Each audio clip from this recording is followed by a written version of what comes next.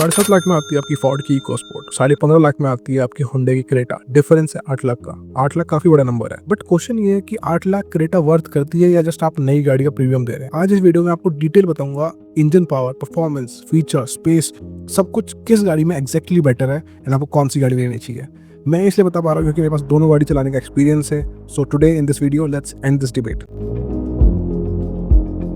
सबसे पहले बात करते हैं पैसों की, क्योंकि यही सबसे ज़्यादा इंपॉर्टेंट पॉइंट है। एंड जो भी मैं प्राइसिंग बता रहा हूँ ये डिफरेंट स्टेट के अकॉर्डिंग वेरी कर सकती है, तो अपने स्टेट के अकॉर्डिंग आप चेक कर सकते हो। तो जो होंडा क्रेटा 2026 वेरिएंट है, S optional variant, 1.5 litre petrol manual की मैं बातें बता रहा हूँ। एक शोरूम प्राइस जो इसका है वो है इसका 13,07,000 के अराउंड। इंश्योरेंस इसका पड़ेगा आपको 60,000 के अराउंड। RTO एक्सेसरीज आपको लेनी पड़ेगी, कंपलसरी होती है, पड़ेगी आपके 1,20,000 के अराउंड। एंड आपका जो ऑन रोड प्राइस निकल के आएगा वो आएगा आपका ऑलमोस्ट 15 लाख के अराउंड। तो ये हमारी प्राइसिंग है होंडा क्रेटा 2026 वेरिएंट की, ठीक है। तो अब हम आ जाते हैं अपने यूज्ड फोर्ड इको स्पोर्ट्स वाले सेगमेंट में, जहाँ पे हमारा मार्केट प्राइस पड़ेगा ऑलमोस्ट 6.5 से 7.5 लाख के around. And transfer insurance fees अगर हम इसमें इंक्लूड करें तो पड़ेगा 35,000। सर्विस चेकअप्स अगर इसमें मिलाएंगे तो पड़ेगा 5,000। तो टोटल जो नेट कॉस्ट हमारी आई वो आई हमारी ऑलमोस्ट 7.5 to 8 लैक्स, जो कि ऑलमोस्ट प्राइस डिफरेंस आ रहा है आपका 7 से 8 लाख का डिफरेंस। तो अब सवाल ये उठते हैं क्रेटा में आपको ऐसा एक्स्ट्रा क्या फीचर मिलता है जिससे आपको 7 से 8 लाख रुपए एक्स्ट्रा देने पड़ते हैं। एंड मैं खुद सरप्राइज था ये जान के, बट उससे पहले आपको बताना है कि कमेंट में कि आपके सिटी में इको स्पोर्ट एंड क्रेटा का क्या प्राइस है, जिससे बाकी लोगों की भी हेल्प हो पाए।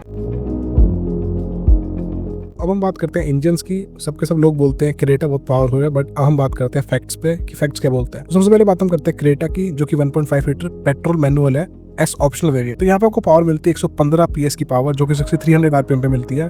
टॉर्क में मिलता है आपको 144 Nm का टॉर्क, जो कि 4500 RPM मिलता है। 0 to 100 टाइमिंग्स की बात करें तो वो मिलती है आपको 10 सेकंड्स अप्रॉक्सीमेशन। एंड ट्रांसमिशन आपको इसमें मिलता है 6 स्पीड गियर बॉक्स, जो कि DCT नहीं है, वो इसके अपर वेरिएंट्स में, लोअर वेरिएंट्स में नहीं है।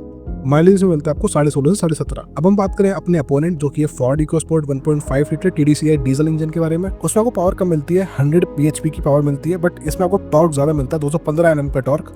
एंड जिसमें आपका लो एंड टॉर्क ज्यादा है, तो कि वो आपको 1750 RPM पे हिट होता है। 0 to 100 की टाइमिंग की बात करें तो वो मिलती है आपको 12 से 13 सेकंड्स। ट्रांसमिशन आपको इसमें 5 स्पीड गियर बॉक्स मिलता है।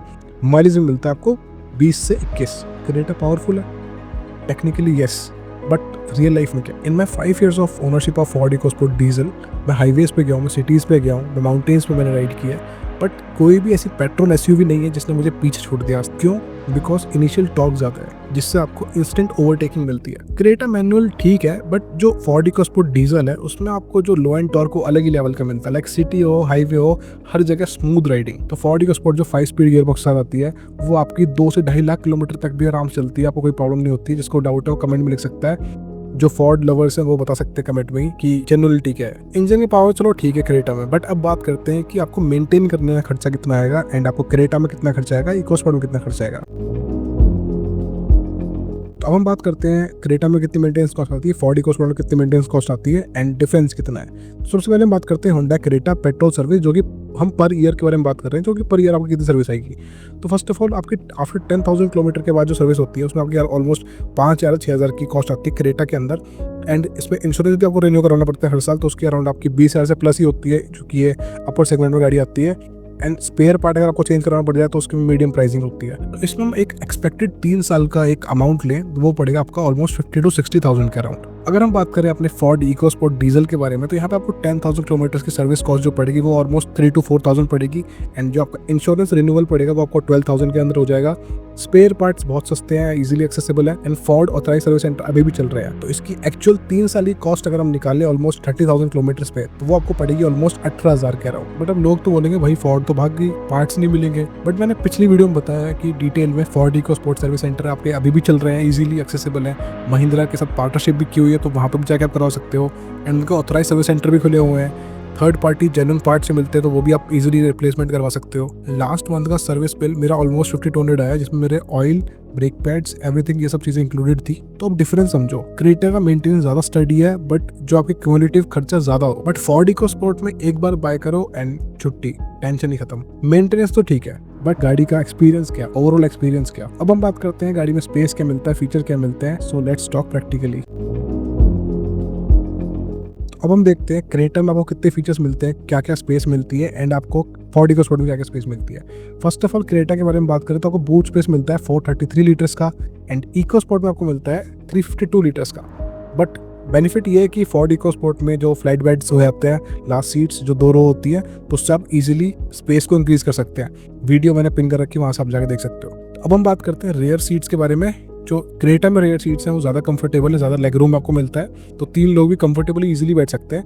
बट इकोस्पोर्ट के अंदर 2 लोग अडल्ट अच्छे से बैठ सकते हैं, बट 3 लोग जैसे हो जाएंगे तो थोड़ी आपको कंजस्टेड फील होगा। अब हम बात करते हैं फीचर्स में, तो ये क्रेटा में आपको क्या क्या फीचर्स देखने को मिलते हैं। सबसे पहले आपको 8 इंचेस की इंफोटेनमेंट सिस्टम देखने को मिल जाता है। एडास के फीचर्स मिलते हैं जो कि बहुत ज़्यादा अट्रैक्टिव है, एंड ऑटोमेटिक क्लाइमेट कंट्रोल है, पैनोरामिक सनरूफ है जो काफ़ी बड़ी है अपने सेगमेंट में, रेयर पार्किंग सेंसर है विद गाइडेंस लाइंस, ठीक है, एंड 6 एयरबैग्स देखने को मिल जाते हैं आपको, क्रूज कंट्रोल है, कीलेस एंट्री है, स्टार्ट पुश बटन है, तो ये सब चीज़ें देखने को मिल जाती है। अब हम बात करते हैं अपनी फोर्ड इकोस्पोर्ट के बारे में, जो कि है बिल्कुल ही गेम चेंजर। तो यहाँ पे आपको मैनुअल एसी देखने को मिल जाता है, ऑटोमेटिक नहीं है, 6 एयरबैग्स देखने को मिल जाते हैं, पुश स्टार्ट बटन देखने को मिल जाता है, बेसिक टच स्क्रीन मिलती है इसमें आपको, मतलब फैंसी ज़्यादा टच स्क्रीन नहीं है, बट आपको सारे काम कर देगी, एंड्रॉइड ऑटो और एप्पल कारप्ले चलता है। चारों पावर विंडो देखने को मिल जाती है, सनरूफ देखने को मिल जाती है, पार्किंग सेंसर मिल जाते हैं, बैक कैमरा मिल जाता है with guided lines, automatic folding overviews मिल जाते हैं, रेन सेंसिंग वाइपर्स देखने मिल जाते हैं, और भी पता नहीं क्या क्या। तो मैं ऑनेस्ट ओपिनियन बताऊं तो हमारी जो फोर्ड इकोस्पोर्ट 5 साल पुरानी गाड़ी है, एंड क्रेटा हमारी लेटेस्ट 2026 का मॉडल है, एंड तभी भी हमारी फोर्ड इकोस्पोर्ट क्रेटा को ओवर पावर कर पा रही है, क्योंकि इसमें इतने फीचर्स दिए गए थे उस टाइम पे भी जो कि अभी भी गाड़ी अभी नहीं दे पा रही। Like automatic rain sensing wipers अभी भी नहीं आते हैं गाड़ियों पे, क्रेटा में भी नहीं है। तो लाइक फीचर्स बहुत है क्रेटा में, बट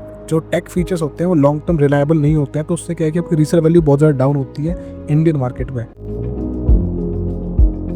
तो हम बात करते हैं फाइनल वर्डिक्ट के बारे में, किसको कौन सी गाड़ी खरीदनी चाहिए। तो अगर आपको लेटेस्ट फीचर्स चाहिए, ADAS, sunroof, modern tech features चाहिए, रेयर सीट में आपको कंफर्ट चाहिए अच्छा खासा, जिसमें आपके 5-6 लोग फैमिली के बैठ पाएँ इजीली, ब्रांड न्यू कार की आपको थोड़ी वो है कि मुझे नई गाड़ी पसंद है, मुझे नई गाड़ी लेनी है, एंड या फिर आपको कोई 15 लाख आपको कोई प्रॉब्लम नहीं है, आप इजीली स्पेंड कर सकते हो, और आपको लंबी टाइम तक आपको गाड़ी रखनी है, सस्टेन करनी है, तब आपको लेनी चाहिए क्रेटा। अदरवाइज आप इकोस्पोर्ट से बेस्ट आपके लिए गाड़ी नहीं है। आप अभी बता रहा हूँ, कम्युनिटी बहुत बड़ी है, आप कमेंट में पूछ सकते हो कि सभी सब बता देंगे आपको आंसर कि कैसी गाड़ी है इकोस्पोर्ट। तो बस ये तो हमारा पूरा फाइनल वर्डिक्ट, किसको क्रेटा लेनी चाहिए, किसको फोर्ड इकोस्पोर्ट लेनी चाहिए। तो अगली वीडियो में हम बात करने वाले हैं फोर्ड एस्पायर के बारे में, जो कि एक बहुत ही अंडररेटेड सेडान गाड़ी है, एंड किसको वो लेनी चाहिए उसके बारे में बात करेंगे। तो सब्सक्राइब कर दो मेरे चैनल को अगर आपको ऐसे अपने पैसे सेव कर रहे हैं, डीलर्स के स्कैम से बचना है। तो वैसे अगर आपने मन बना लिया कि आपको फोर्ड इकोस्पोर्ट खरीदनी है, तो ये वीडियो आप जरूर देखना। यहाँ पे मैंने पूरा ऑनरशिप रिव्यू किया हुआ है पूरी गाड़ी का, 5 साल का ownership review after 77,000 kilometre. So thanks for watching, bye bye.